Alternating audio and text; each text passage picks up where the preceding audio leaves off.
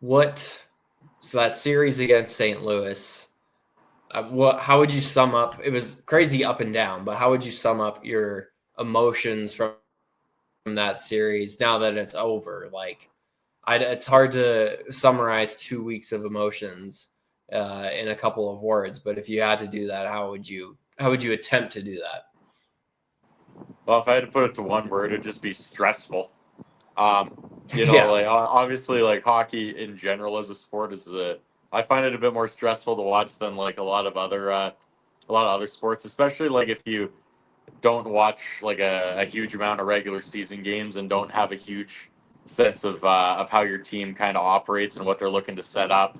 But as you go and you start seeing some of the plays develop, that goes away a little bit. And obviously, the more hockey you watch, the less that some of these things are going to take you by surprise. But you look at like basketball, and like that more often than not, your team's going to go down and score at least something and get some points out of most trips to the opposing zone. Versus hockey, it's just like it's such a back and forth until eventually somebody makes enough of a mistake or enough of an opening comes up from just skill and whatever. And this, that series that gave me a real appreciation for two types of hockey. The Jets, the whole time, were really trying to set up a lot of fancy stuff, a lot of big plays, whatever. That wasn't what St. Louis came to do, and they were a lot more smash mouth, like crash the net kind of hockey, and they were definitely delivering a lot of that kind of style. I think it threw the Jets off for a good chunk of the series. So stressful. Yeah, that's how I put it in a word for that series. Just because it was such a clash of two competing styles and approaches to playoff hockey with and it honestly when it's not against my team, I'm definitely usually more of a fan of the kind of smash mouth hockey. I don't like when teams try and get fancy with it. It's just it's cliche, but it's true. It's just get pucks deep, pucks on net, and really try and get those gritty goals and for gritty wins in the playoffs because win's a win all season, but it's especially true when you got to get four of them, and if you don't, the other team's gonna, and then you're on your way home and going to play golf in Mexico or whatever. yeah. It's the playoffs when it gets more physical. It's always going to be like like dirty goals still count is what you have to remember. I feel like when you're watching playoff hockey, especially in such a short, contained, maximum 7-game series, it's like all the goals are worth equal. So whether it's dirty or whether it's pretty, it's not it's how many, and that's never more true than when it comes to playoff hockey. I feel like as the series went on, the Jets did a better job of getting some dirtier goals. Like they in the first 2 games when they controlled everything, and I thought in the first 2 games of that series, the Jets were like clearly the better team, and the only reason it was close was just because Binnington was playing better than Hellebuck was. But the Jets were able to overcome that goaltending difference just because they were so much better. Their skaters against St. Louis's skaters. So even though the final score of those 2 games was pretty close, I found that the Jets were pretty much controlling and playing dictating the game in the manner in which they would like to. So that was how it felt watching at least those first 2 games. But then when the series switched to St. Louis, I feel like we were kind of talking a little bit about this before we started recording. It's like I feel actually like the games in St. Louis were pretty closely contested as well until St. Louis just went on this absolute barrage and was able to rattle off 3 goals in quick succession and basically just end the game there. But it was just it felt like they were playing off their crowd really well, and it was just a snowball's avalanche kind of for those games 3 and 4 in St. Louis, and it was just terrible to watch because you sit down, you're ready for a really fun playoff night of playoff hockey, hoping that your team can pull out a big W, and at least for a little bit of time you have that hope, but then St. Louis would just rattle off all these quick goals in succession and be like, well, okay, there goes my night. Like my whole plans for the evening are now completely derailed and ruined. So It was Yeah, no, I like it and was like that. volume. Some of those St. Louis games were disheartening, especially since like you say, it was such a like they were relatively close games up until like there was one game where it was the second, and then like another game was the third when the collapse would happen. But like knowing that there was a chance that that was coming was just always hanging over your head, no matter how they were doing going in. And I thought that was especially true. And was it one of them went 6-2? I think I don't remember the exact score because honestly I'm trying to forget about it as quickly as possible, but yeah, no, like the way that they just went boom, boom, boom, boom, boom, and rattled off all those goals. Like I felt like they really, at points, caught the Jets off guard, and especially like going into St. Louis. Obviously the Winnipeg whiteout is unmatched in terms of atmosphere in the NHL. It's one of my favorite things in hockey is how almost everyone buys into that, with the exception of occasional people who will want to wear like a salmon shirt or whatever. Like there was that one guy last year, and I think there's a couple more this year. But people buy in, right? And it creates this electric atmosphere in the Winnipeg barn. But then they got to St. Louis, and St. Louis got to give props to the fan base out there too. Like they really came out and they were loud, and some of those Connor chants, I think may have gotten to him a little bit, or at the very least was like enough of just that little extra nag to really throw a wrench into whatever kind of momentum he was trying to get into. And obviously, like goalie's such a momentum based position that sometimes all it takes is like a little tiny thing, like it's like how a penny on a train track can derail a train under the right circumstances. It's not going to work every time. Most of the time, it's just going to shoot off to the side, and you're never going to have to worry about it again unless you're standing right close to it. But it is the odd time that those little things will get you. And I think that was the case in games 3 and 4, especially. And then game 5 in Winnipeg was better, and they obviously come out with the win on that one. And then game 6 was just a disaster. Game 6 might be the most frustrated I've been watching hockey all season, and it was just because like we talked about that they were. I felt like they were trying to get too slick with it for too long, and St. Louis just kept doing what they were doing, and eventually like one of those plays broke down to the point that they were just able to start rattling off a couple of goals, and it really sent you into game 7 with a sense of almost impending doom, and you try not to have that too much. And obviously being able to go back to Winnipeg before game 7 was a huge advantage that the Jets haven't had in the past. I don't think that there's ever been a game 7 in Winnipeg. But I might be wrong on that, though. I'll have to double check. But That's that correct. played a huge role, obviously, and that continued into the first period of Game 7 when all of a sudden St. Louis was up by a few goals, and you're thinking like, oh man, is this going to play out like Game 6? And it's just edge of your seat kind of hockey. Yeah, I was. I think I'm going to have a few gray hairs by the end of this playoff run if they keep up the pace they've been on.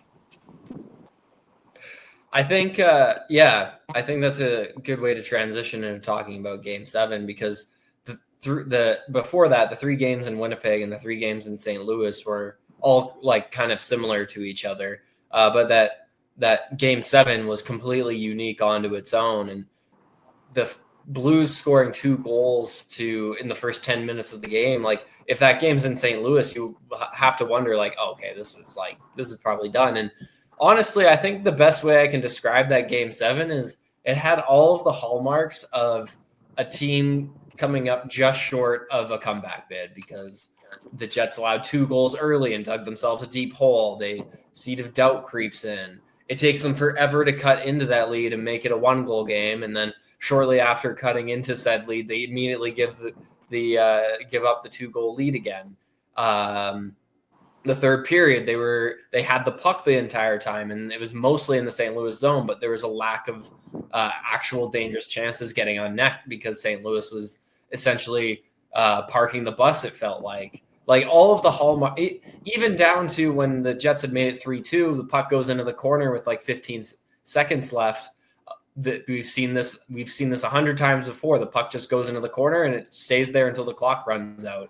Ehlers flubbing the puck with like 30 seconds left. Like how often have you seen your team lose when the goalie's pulled because a player flubbed the puck at the blue line? Like it just had every single element of a game where a comeback bid falls just short. But this is the one time out of 100, 1,000, 10,000, 1 million where the team actually is able to overcome all of that and tie it. Like, just like I did not watching that third period. I was convinced that they weren't going to come back. You know, sometimes when your team is trying to mount this huge comeback, you have some faith with the way in which they're playing. And I thought the Jets were doing a good job holding on to the puck and owning it, but it just felt like a game where they would never be able to complete that comeback. And then they did, which to me made it so shocking. And I can't even believe that we're here talking about a Jets series win and get a preview round 2 still, because like I said, it had all the elements of a comeback bid that just falls short. But this is the one time it did. Well, and that's the thing too. You know, I don't want to get ahead of ourselves, but like you even saw a comeback bid fall short in Game 1 against Dallas. But like I said, we'll hold that until we get a little later on, because I still want to talk about Game 7 and everything, because that like Game 7 might be the most electric hockey game I've seen from the Jets possibly ever, with the exception of maybe like a couple of games from like that 2018 playoff run. But like, man, just yeah, you know what? I'm trying to factor in the recency bias, but I think that one's going to stand the test of time. Like, and the way that game played out too, like you said, it took so long for them to start mounting that comeback, and even when they did get that first goal on the board, it felt a little bit fluky. You think like, oh, there's like that's awesome, like that was a sweet goal. That's a 1 in a million. You know, you're never going to see like that's you're not going to get that very often. And props to Cole Perfetti for getting that deflection in there, because like that was the first time that entire night that it looked like they might be able to solve Binnington for at least long enough to hold off the Blues. Because like without Binnington in net, the Blues are done way earlier in that series. Like there's just no way that they can hold up for as long as they can without Binnington holding the line in the net. You know, he had a fantastic series, and honestly, like the way he was playing, like had they been the team to move on, like I probably would have been saying that he'd be on his way potentially to heating up like he did in 2019. But then like that next goal coming in, what like that was just like, okay, now they're within one, and that was it. I think that they come in the third period, and there's like, okay, they're one goal away, but time's running out, you know, and it's like, and it keeps running down and down and down and down, and they're just like not quite getting the chances they need to be able to make something legitimate, because you know, Binnington playing out of his mind, the chances when they come, you got to make the most of it, and they just hadn't found one yet, and it just kept winding down, and all of a sudden it's like the last 30 seconds, the last 15 seconds, and I'm going like, oh man, like I don't know, and it's like that St. Louis got that clear, they I forget who it was, but sent it clean over the net. It was Jet number 1. We'll see. Sent it We're clean legally over the obligated to empty. record until we see at least 5. That's right. Anyway, he sends it clean over the empty net, and I'm just like, man, like that goes in, like that's it, you know. And I thought that was when it was over, and I just kept thinking like it's so over. We're just like, maybe we can get this off, maybe we can pull this off, whatever. And it's ticking down, and like you said, puck gets buried in the corner. I'm like, this is it. It somehow gets chipped out. Ehlers winds up for the shot. I'm like, oh, maybe we got it. The hands on it. I'm like, and then somebody somehow finally got a bounce, all like their first lucky bounce of the entire game, and honestly, possibly the entire series. And it just like lands on the right stick, fires it into the net, and Perfetti tips it again, the exact same way he got that first goal. And it was just like, and the way I jumped off the couch, man, I just about hit the ceiling. Like that was an insane goal. This is a deep cut, but the only other goal I've ever seen like that was in the SJHL of all leagues, and it was the S-Van Bruins in 2022, Game 5. They're down, facing elimination against Flin Flon, and just like similar thing, like 1.3 seconds left in the third, I think, and they score it to send the game to overtime and keep their chances alive. But just like, you know, and it happens so rarely. That's the first and possibly last time I'll ever see anything like that play out in the NHL. Like just incredible, and then like that still leaves overtime to talk about. It really did turn around after they showed that "We Believe" sign, and like a couple of the bounces in the third period, I turned to my buddy and I said, like, man, you know, like God don't want the Jets to win this series, man. Like it's just not going our way. and then next thing you know, it's the next one comes with a lucky bounce. So maybe I should be maybe I should be sending them up more often during this playoff series, man. Whatever it takes. It's interesting. I feel like your point on Binnington, like he was very good in the series. Money Puck only had him at a .02 goal save above expected for the whole series. Essentially, he stopped the pucks. He stopped the exact amount of pucks that we would expect him to. But I don't think that really factors into that. It felt like for the Jets to score, they had to be perfect. And in that game 7 especially, it was 4 perfect tips that really beat Binnington. Like throughout the whole series and in that game in particular, there was nothing easy. Nothing came easy. Like every single goal had to be extremely hard worked for and almost a perfect shot or tip. Like, and going into overtime, I feel like the Jets, especially they had the lion's share of chances. The Blues had a couple as well. The ice wasn't completely tilted, but it was definitely leaning in the Jets' favor. And I think the chance that best encapsulated that was when Ehlers had his partial break. And I thought he put it in a great spot. And it's just Binnington was able to just get enough of a piece of it. I was like, man, that would have just been the perfect storybook ending, because I feel like aside from his bubble performance, like I really want, and I think he will eventually, Nick Ehlers will have his kind of his Winnipeg playoff moment. And I'm just waiting for that to happen. And he's getting so much. It feels like ever since he's gotten into the series, he's been getting the chances. They just have not been falling for him. And so I think that again, jumping ahead a little bit, I think, yeah, go ahead. I'd chalk that up to just like him getting back from injury. But sorry, yeah, continue on. We'll get into that because yeah, I got more to say about Nick Ehlers. And some others.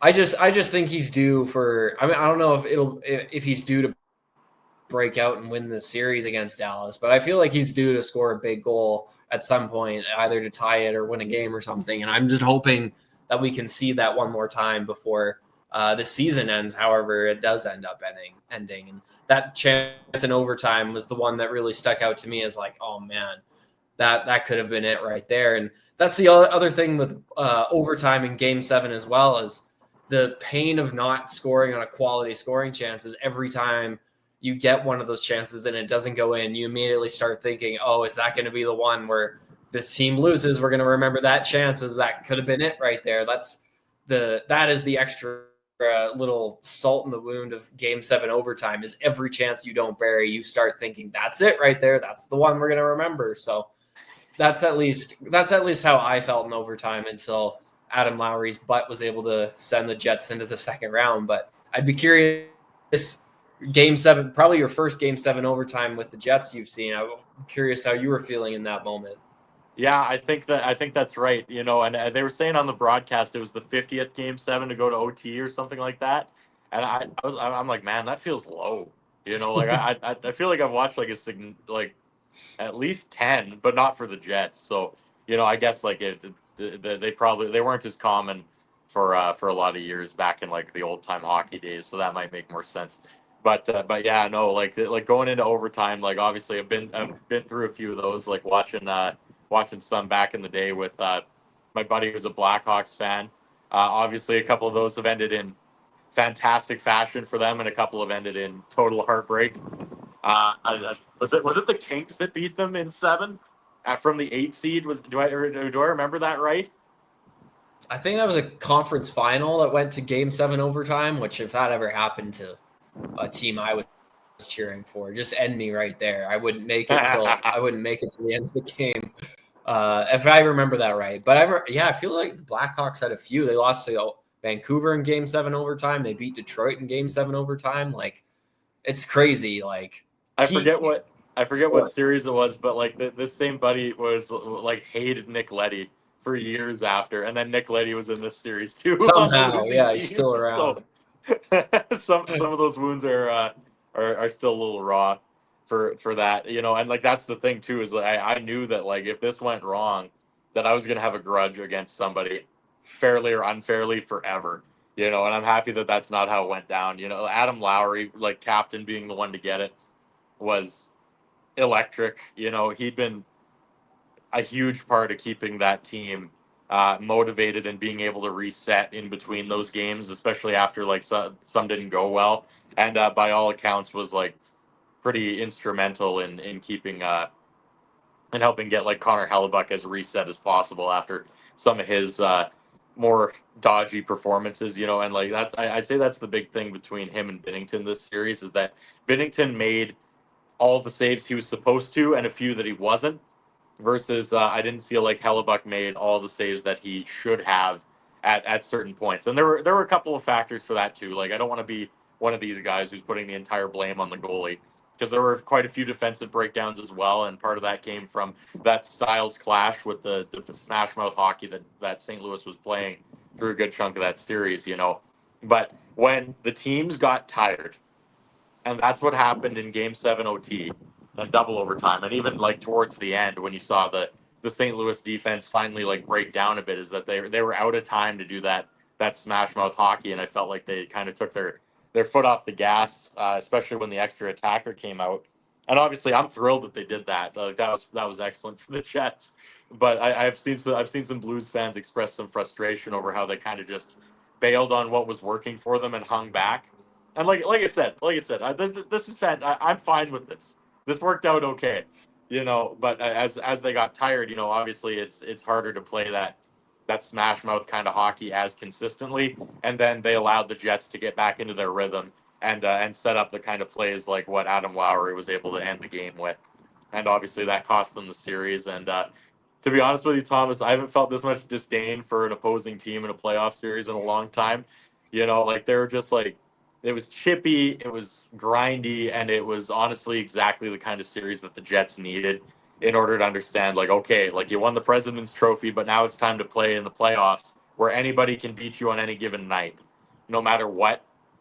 And it could be any number of factors. It could be a hot goalie, it could be whatever. But you just got to be ready for absolutely anything. And by the time they got to the end of that Game 7, the way that the building exploded, Hellebuck saying that like he really appreciated that the fans stuck with him and everything, and like how much he loves the city afterwards, whatever.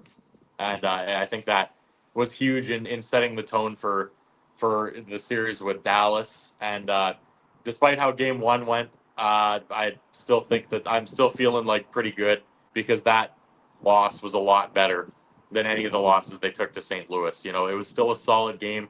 I felt like the Jets were the better team, but that doesn't always mean that you're going to win the hockey game. But they played well. They outshot them. But man, Dallas's defense is good. And like it's clear that these teams have a lot more like mutual respect for each other.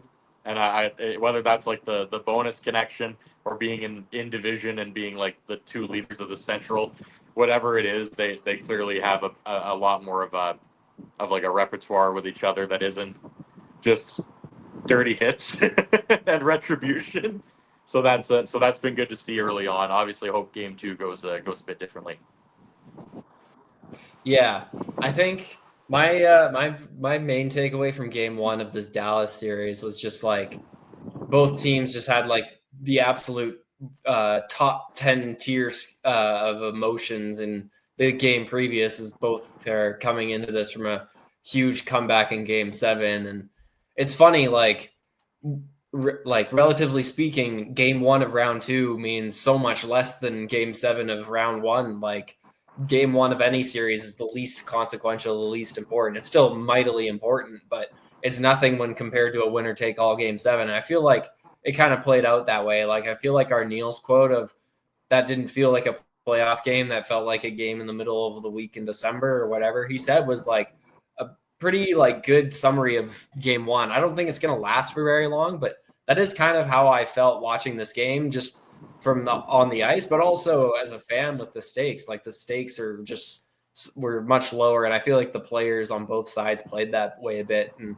like I said, I don't think that's going to last very long, because now that the Jets have dropped Game 1, Game 2 at home essentially feels must win. I don't think you can. I don't think they can probably beat Dallas twice in Dallas in this series.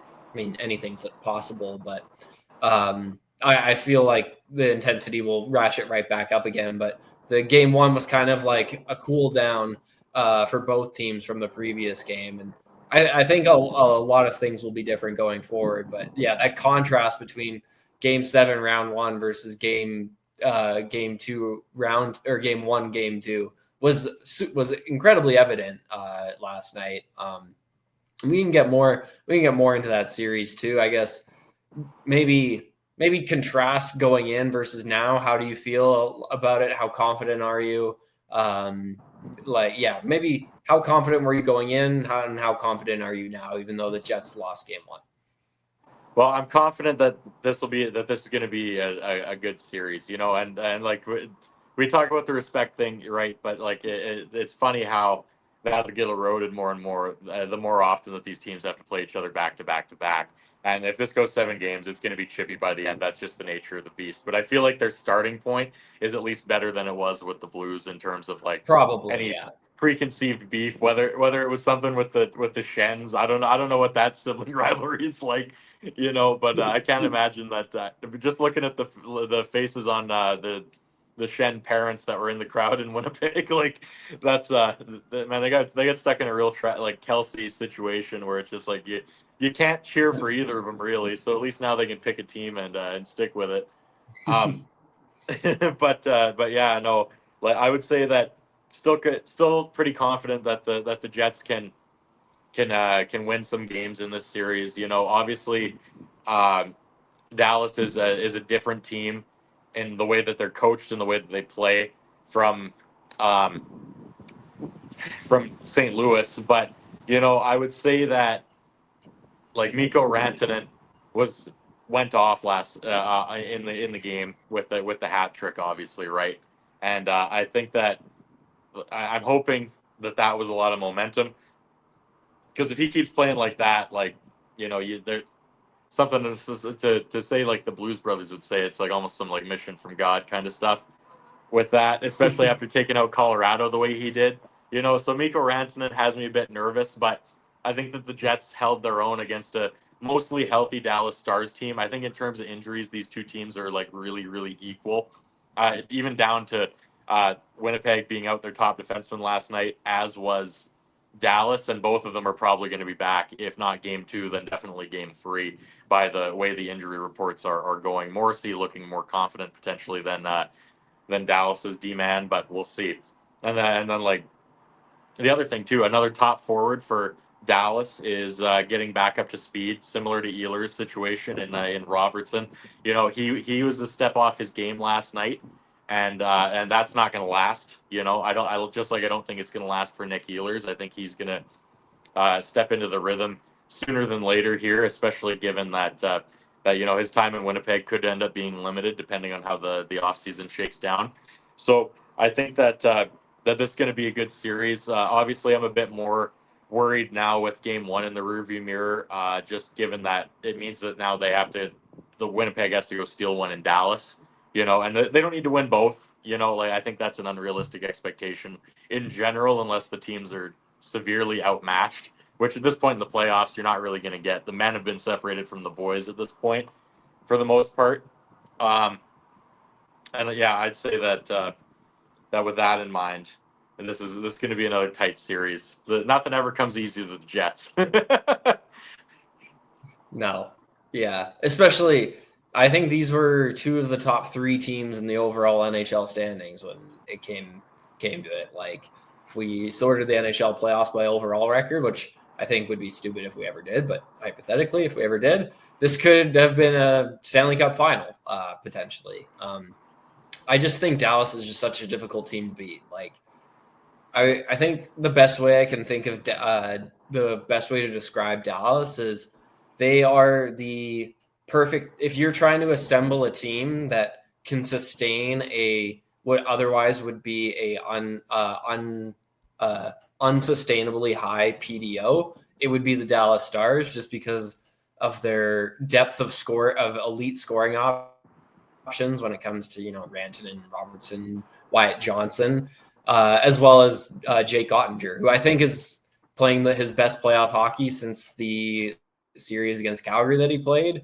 I think he's 4.5 goals above expected right now. He's saving about an extra half a goal per game above expected, and that's after 8 games against the Colorado Avalanche and Winnipeg Jets, which are two teams with lots of offensive options. It means I don't think you can just outplay Dallas to beat Dallas. You have to significantly, severely outplay Dallas to beat Dallas, just because even if they're getting outplayed, Ottinger and their scoring options can maybe win them games they don't necessarily deserve to win, which makes it an incredibly difficult. It's like two challenges in one. First, you have to outplay them. Second, you have to outplay them to such a high degree that their goalie and elite scorers can't win the game despite being outplayed. So that was my main concern coming into this series. And it's just because I think very highly of this Dallas Stars team, even without Heiskanen. I think they're not without flaws. Like the right side of their defense, I think could give some of the Jets' skilled wingers some space, some time and space to really create and cook, which could lead to some problems as well. But we always talk about, we kind of use this as a derogatory term sometimes when we say, oh, that team's going to have to outscore their problems. But Dallas actually might be able to outscore their problems, which makes them an incredibly dangerous team to beat. And the other thing I'll add too is game to game, Pete DeBoer might be one of the best coaches in the NHL at making adjustments within a series. He's done it. Like Dallas lost their previous 8 game ones before this, but they won the majority of those series. Like when they lose a game, they usually make adjustments and come back. And that, I think that's that, Nodger and Ranton obviously are the 3 biggest reasons they were able to beat my cup pick before the playoffs began in Colorado. So I just think very highly of this Dallas team, and if Winnipeg is going to pull this off, they're going to have to severely outplay them, and Hellebuck's going to have to be better than he was in St. Louis. And I think in game 1 he was, but there needs to be another level he reaches. I guess, what did you think of his performance last night in game 1? Yeah, I thought he was a lot better than against St. Louis. And the good thing is that like I felt like after some of those St. Louis losses, like he was having to restart his confidence from basically zero, or at least like a significantly lower level. I don't think he has any reason to look back on last night's game. Like obviously it went down 3-2. I think that's how a lot of games in this series are going to go, is the 1-goal games, whether it's for the Jets or for the Stars. And yeah, it's just that as long as he's as long as he's better than, or at least on the level of a goalie of his talent, I think the Jets he'll be okay. A lot of it comes down to defense as well. Obviously, the sooner Josh Morrissey gets back in the lineup, the better. Just to minimize some of those chances that are much more difficult skill saves that occasionally have been known to sneak by Hellebuck, especially in a playoff setting. But he definitely, whoever talked to him or whatever he did, whether it was like the new set of pads he got for this round or whatever, just as long as he keeps doing what's working there, I think he's going to be okay. He definitely played a lot better. When those goals happened, he didn't. It wasn't like in quick succession. It was like obviously a couple of those Rantanen goals were within the same period, but at the end of the day, like that, and most of those I'm looking back and I'm like that was all Rantanen. Like there wasn't a whole ton that could have been done, barring like highway robbery. And he did rob him a few times later in the game. So I think that now that he's had a chance to settle in a little bit, he should be okay. One thing I'll say about the Jets is that this series might not be the worst opportunity to learn a little bit from their fallen enemy in St. Louis, and start playing a bit more of that smash mouth style when it's called for. Like selectively, not the entire game, because we've seen how that goes. But you saw it in the third period when they were hacking away at it and just couldn't quite get it on that one chance, particularly where half the arena thought that it was in the net. Because how could it not be? There's a huge wide open spot right here, and there's like 3 Jets hacking at it, and there's like a star on the ground, just total pandemonium. I think the more they can cause pandemonium in the crease and keep Ottinger on his toes that way, the better off they're going to be in the series, especially, and not wait so long to do it is the other thing too. And especially if like those skill chances aren't working, to be able to make those adjustments. And that's something that Arneal is going to have his work cut out for him with, especially given how well Dallas adjusts. It's like their defense is unreal. They're a fantastic defense. And they're usually, because of that, they're usually my dad's pick for the Stanley Cup, like most years. He won't say it to me outright this time, but I think that depending on the outcome of this series, that's where his loyalty is going to lie for the rest of the playoffs. So their defense is unreal. I mean, I guess there's a reason that they have that stupid downgrade logo with the big D on the front, because that's what they play. That's their game, and now they have Mikko Rantanen to be able to give that offensive spark. The Colorado Avalanche ruined the Central Division, even though they paid the price for that to an extent, but now the rest of us are paying for it. So we'll see how long that kind of momentum lasts. To be fair, they did try and send him to Carolina first, but man, I still blame Colorado for even letting him go. He's a great player. And had Colorado had him, it'd probably be Jets Avalanche we'd be talking about right now. Yeah. It's I don't think I've ever seen anything like this in the NHL, where it's like a star is traded, somehow ends up on a rival, and then just wreaks havoc on his old team and the same rivals he used to. Like this is really unprecedented. Yeah. Can they tell him to turn it off? Hello, you're not playing Colorado anymore. What beef do you have against the Jets? You gentlemen swept them last year. Where's the beef, Mikko? Where's the beef? The greatest Finnish player of all time played in Winnipeg. Made a name for himself in Winnipeg, and now Mikko Rantanen. Maybe that's what's got him fired up. Maybe he's got the Jordan mentality of, like, I don't know. So somebody like honked at him in Winnipeg, and he was like, "That's all I needed," or just make something up, because some of that stuff from The Last Dance didn't even happen. So I don't know what it is. It's crazy. I feel like this last half week here, we've seen a player basically cement his legacy over the course of three or four games. It's crazy to see unfolding in front of us. And then just to prove to everybody that it wasn't that he's on a mission to win a cup and not just on a mission to beat his old team. He of course scores a hat trick against the Jets in game 1. And yeah, how different would this playoff picture be if he had stayed in Carolina? Like, the Hurricanes are just looking at his back-to-back hat tricks with, like, I think he had like an insanely low, like 6% shooting percentage with the Hurricanes. They're just looking at him now go off. Like, are you kidding me? Like, he got all the bad shots out with us, and is just unloading all the goals on basically any other team. The Mikko Rantanen the story this year is like unlike anything I've ever seen before, and it's not over yet. It would be really too bad for the Jets if he found his stride just in time. But if the Stars are able to pull, it'd be very Jets like. Yeah. They're like, it's like we talked about the first time. It's that the Jets are often the gatekeepers of the cup. How do you say? Yeah, gatekeepers to the champs. It's even like the old Jets had a reputation for that. A lot of the teams that they lost to, even in some of their best years, like '89, losing to the Flames, and then they went on to win the cup, obviously. And then it happened with the Oilers a couple of times during that stretch as well. And then then just like a couple other good teams, like the Jets have a bad habit of running into a headwind. The Blues were one of them in 2019, and then I believe it was Vegas was the last team to take them out in the first round that went on to win the cup. So we'll see how that plays out. That is the main source of any nerves that I have, is just historical record, But we'll try not to put too much of that out into the universe until we see how this series kind of plays out. We have a whole series to play out to see if that even happens. I guess that kind of leads nicely into this next thing. So if the Jets are to win the series down in a 1-0 hole, what do you think is the biggest reason they're able to come back from a small deficit and end up winning the series? What, if you had to guess what that one biggest thing would be that would lead in the victory, what would it be? Well, it's finding a way to win on the road. I think that obviously, like the key to a lot of playoff teams, and the Jets are one of them, is for a goalie to get hot at the right time.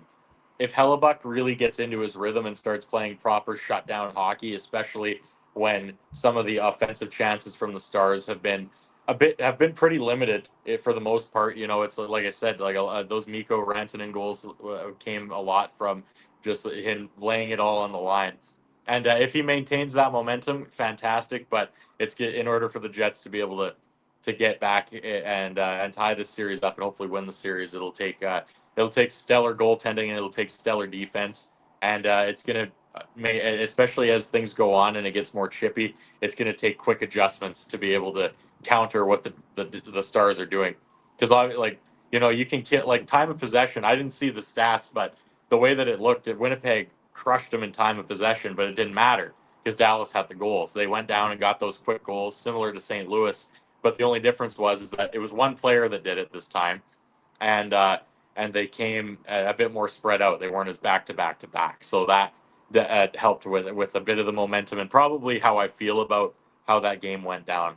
So as long as they're willing to adjust and accept that getting fancy with it isn't always going to work, especially against a team as defensively skilled as Dallas, and being willing to go and get those gritty goals and show that they not only want to win this series but want to win the Stanley Cup and bring that back to not just and bring it to Winnipeg for the first time since, well, unless you count some of those I think there's one from like the 1920s. The World War I teams.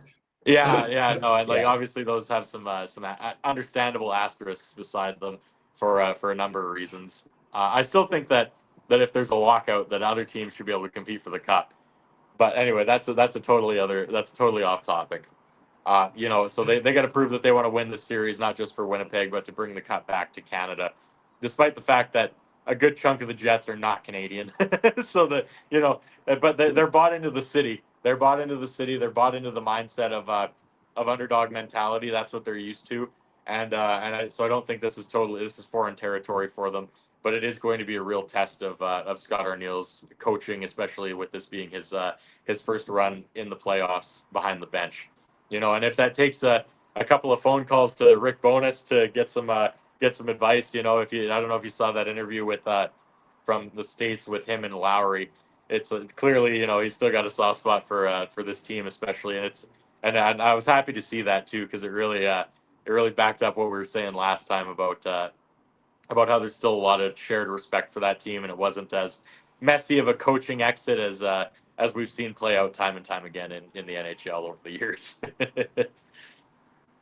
That was really special to watch. I feel like also from Lowry's perspective, like if people are confused as to why like a third line checking center is the Winnipeg Jets captain, just anytime he just listen to him anytime he talks, whether it's pregame, whether it's that nice interview post game, it makes perfect sense anytime after you listen to him talk. I think. And as long as Scott Arniel isn't getting personnel decisions from Rick Bowness, totally happy with him talking to him. Rick Bowness might have benched Cole Perfetti in Game 7, who got two goals for the Jets. So as long as he's not getting personnel decisions, happy to keep the line of communication open. Well, one personnel decision that they kind of were forced into, and I don't know if I think this was just dumb luck, if anything, but. The last time I talked to you, I said that it was going to take like a gritty performance from a guy who was going to come off the board and have no idea who it is or like whatever. And last time, oh man, why am I blanking? Ben Sherratt was the guy in 2018 who just came off the board. That was who I was having trouble remembering the name of, and I had messaged you about it after because it was figuratively killing me.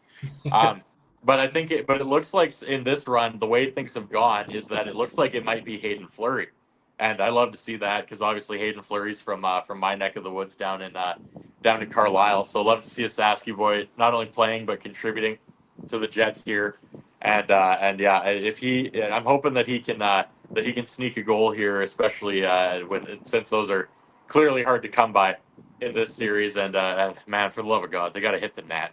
They got to hit the net, and when they do get those chances, they got to bury them. Because there were a couple last night where I'm just like, you got to get those, and I'm sure they will as the series goes on. But I'm willing to excuse Game 1, just given how Game 7 played out. But the way that both teams are playing, honestly, like if you'd have told me that both of those guys just got through a grueling 7-game series, I would have said that you were pulling my leg. Like that they didn't look like teams that had just played a 7-game series, but you're right. They did look like teams that were just playing a game in December. So that's going to change as we get closer to the wire. Absolutely. Every time Hayden Fleury's in the lineup too, I'm like, okay, this game counts for 2 now, because the Jets win, then they can keep Hayden Fleury in the game, and it's more excuse not to play Logan Stanley too. So it's the Hayden Fleury games are doubly important for that reason, in my opinion. And Stanley, like I think he gets hot and cold, but like the biggest thing for him in the St. Louis series was discipline. He was in the box too much. And I get like taking an occasional penalty to try and like fire the boys up, whatever. But it got a little beyond that at points. And yeah, like when something's working in the playoffs, you just got to run with it. And like I feel like players will understand as long as you keep winning, nobody questions your decision making, right? So we'll see. exactly. Yeah, exactly. I think for me the number, I guess, yeah, the number one, like there's a lot of things, but the number one way, like the number one thing that will contribute to a Jets victory in this series is, I think it is as simple as Hellebuck's play. If we get the defensive play in front of him, the two go hand in hand. If the Jets are able to limit goals and chances like they did during the regular season, now they can't do that because they're playing against Dallas, and Dallas is better than the regular NHL team that you play in the regular season. But if they're able to limit chances and then goals from Hellebuck's stronger play to a level closer to that than they achieved in the regular season, I think that would be the number one reason that they're able to move on. This year, like I think being down 1-0, you have to have the Jets as an underdog in this series going forward. It's not destitute, but they're an underdog, and this would be the third year in a row where the Jets are an underdog in a series. When you look at this one, Colorado and Vegas, and each time I'm like, okay, yes, the Jets are outmanned here, but we can always give an underdog a chance in hockey, is like you said, hot goaltending. And every time I've been like, okay, let's see if Hellebuck, the Jets might be outgunned here, but let's see if Hellebuck can make up for it and just win them a game, 2 games, a series. And it's kind of how I feel like the Jets are to be successful here. They'll need Hellebuck to win them a game or 2 where they've been pretty significantly outplayed. So that would be my guess as to if they're able to pull this off. That would be the number one reason why is Hellebuck was able to have a shutout in another game where he only let 1 goal in. So all eyes are going to continue to be on him. And let's hope let's see, what would that be? The last 6 periods, 6.5 periods, like 5.5 periods of Hellebuck's play has been a little bit closer to what we're used to and what we're hoping for. So let's hope that's trending in the right direction, and we'll be able to give the Jets exactly what they need in the rest of this series. Yeah, that's like that's the biggest thing, is that they need him to play to his level in most games, and then he's gonna be key in helping to steal a victory in Dallas. Because now that you've lost a game at home, you have to get one back on the road. Whether that's game 3 or 4, that's going to depend. But those are the two. Those are the road games in Dallas are going to be everything in this series. And they need to play significantly better on the road. And I think that they've at least shown flashes that they can get into that rhythm. But it's all going to come down to, I think that this is going at least 6, if not 7 again.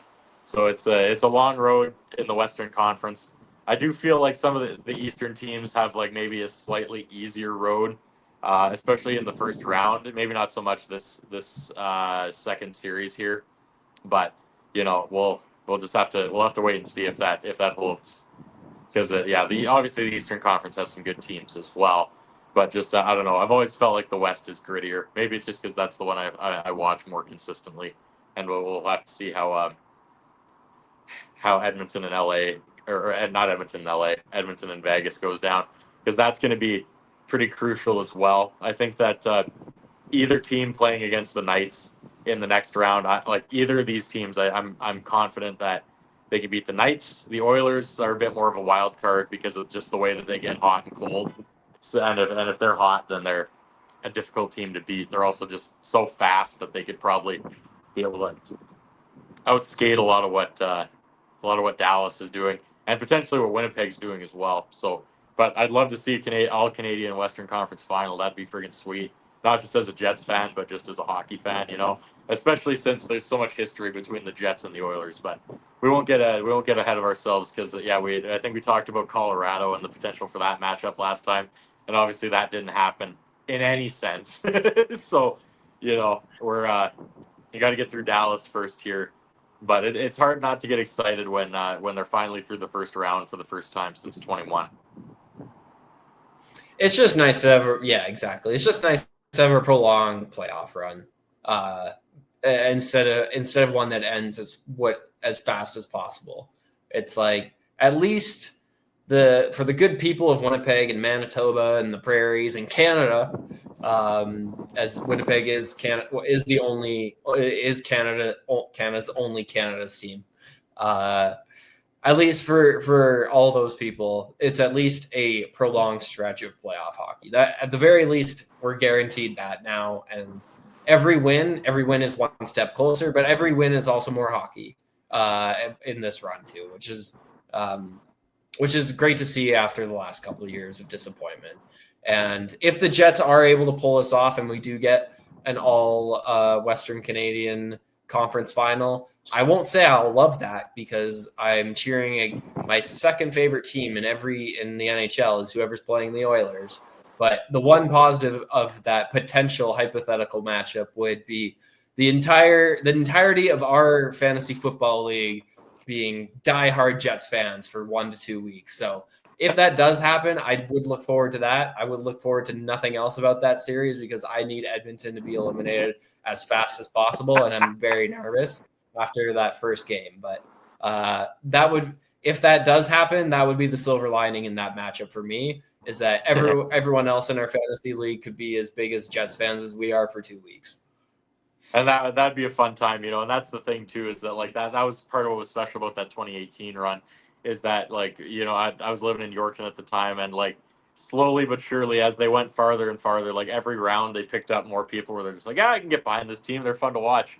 And that was a lot of fun. Like I think that there was even an Oilers fan that was on the Jets bandwagon at that point, because obviously the Oilers were not doing so hot in 2018 in terms of playoff success.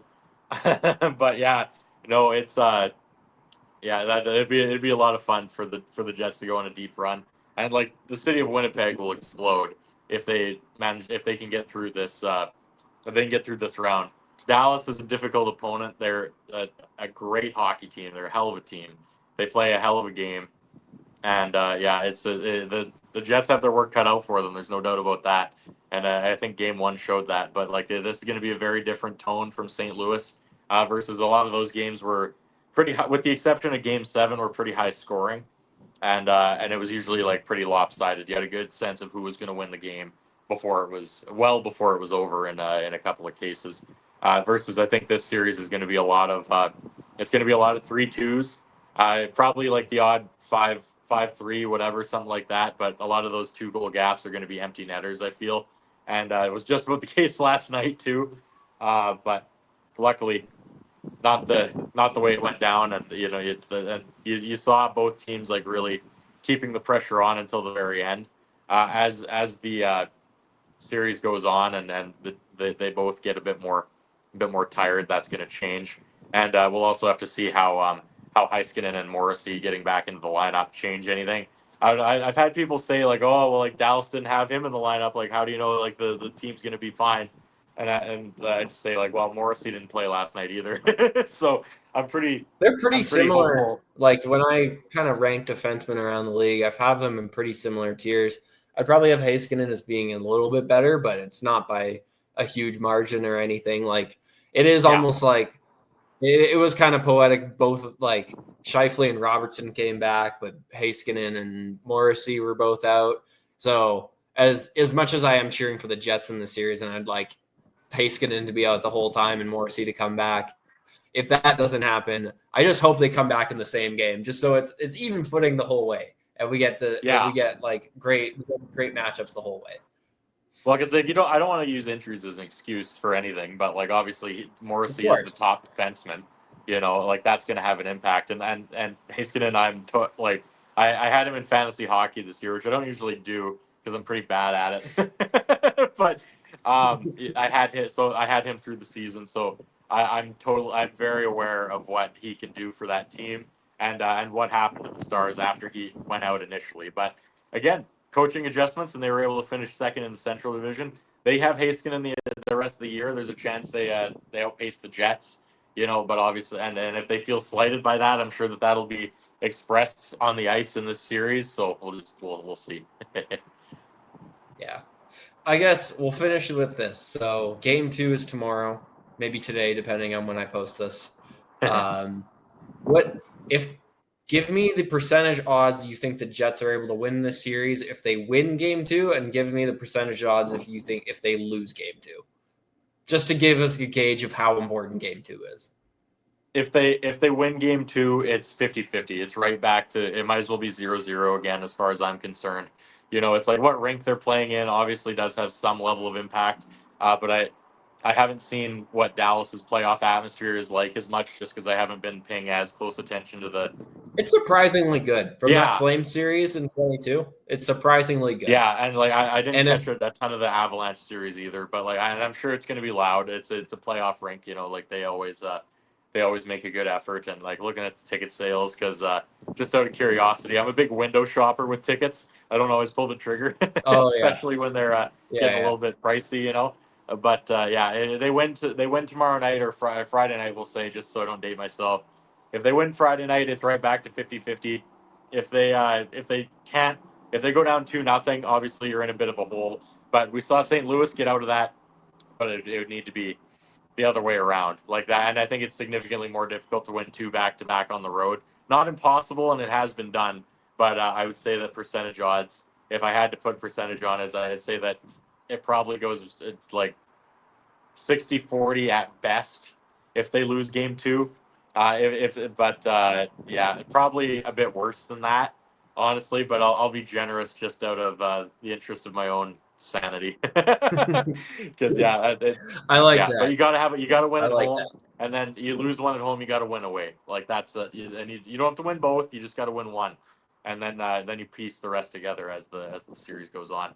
And especially with the Jets having that's kind of the way having home advantage again, like that'll. I think that if they can, the longer this series can go on, the better it looks for the Jets. But I would like for them to get back in it sooner than later. That is the thing. Like if you break up a playoff series into chunks, you got the first 2 games in team A, next 2 games in team B, and then the best of 3. All the Jets have to do is win tomorrow and then win 1 of 2 games in Dallas. Like when you say it like that, it's like, okay, that doesn't sound too crazy. So yeah, if they win tomorrow or tomorrow/Friday night, probably 50-50. They lose, we won't. Hopefully, we won't have to worry about that. But yeah, if they win tomorrow, then it's just right back to even Steven once again, and this is shaping up to be a great series. So for sure, and like I said, I felt like they outplayed them in game 1 too. So I think that as long as they keep that pace up, and they keep that pace up in Dallas, there's no way a team that is able to outshoot their opponent like that and had the chances, they just couldn't capitalize, isn't able to sneak away with one on the road, as far as I'm concerned. So I'm excited. I love playoff hockey, and it's great that the Jets are still going. I'd love for this beard to be a bit longer the next time I talk to you, but we'll see. Hopefully it is, and if they're able to pull this off, we're gonna do this for part 3, and that beard will be a little bit longer, and we can even take a little screenshot of each preview series and to do a little flip book of your beard, and hopefully we have all 5. Hopefully that would be unreal. If that happens, I'm staying. I'll be looking like a Bushman for the entire summer. I won't stay until the new season starts. Which I'm sure my boss won't. I love it, but whatever. Hey, your boss has to understand that some things are more important than work attire. They just have to understand that. That's right. Yeah, exactly. I will be Some looking like things in Elliot life are Friedman hard in moments. pandemic years. Yes. And he was still allowed to go on TV, so Exactly. Exactly. yeah. Well, thank you so much for joining me today, Cole. I sincerely enjoy talking about this team with you because no one else I know is able to talk about this team to the depths that you are. So I sincerely appreciate it. And I hope we get to do it again after yet another series win. Yeah, I'm hoping so too. And like you give me till the off season, I'd do a bit of an off season recap after that point too. But yeah, it depending on how this goes down, I might need a couple of weeks. So All right. Sounds good. That's totally fair.